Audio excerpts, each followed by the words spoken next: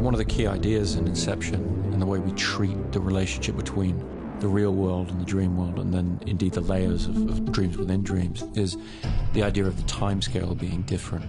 The time expands the deeper you go into the dream. The idea is based on the sort of anecdotal notion of your brain functioning faster when you're dreaming. The idea that you can drop off for a couple of minutes and dream a longer dream, a story that would take a longer period of time. And we tried to really quantify that. And so we use a lot of slow motion in the film. I've never really used slow motion in my other action films.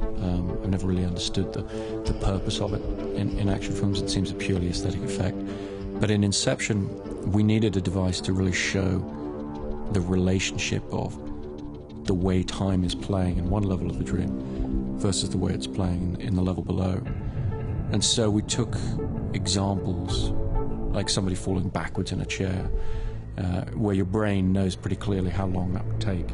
And as it slows, and we cross-cut with the level below where things are happening in apparently real time, we really tried to get the relationship of the two different timelines together. It was important in the first act of the film to give the audience some feeling of how those things work, so that toward the end of the film, we're able to do it in a more complicated way with 3 different dream layers, or 4 different dream layers ultimately, and show how all those different levels interact and how they can all come together in a single moment for this kick. The kick being based on the notion of that feeling of falling you sometimes get as you're drifting off to sleep, before your brain's really shut down your motor reflex and you suddenly jerk awake.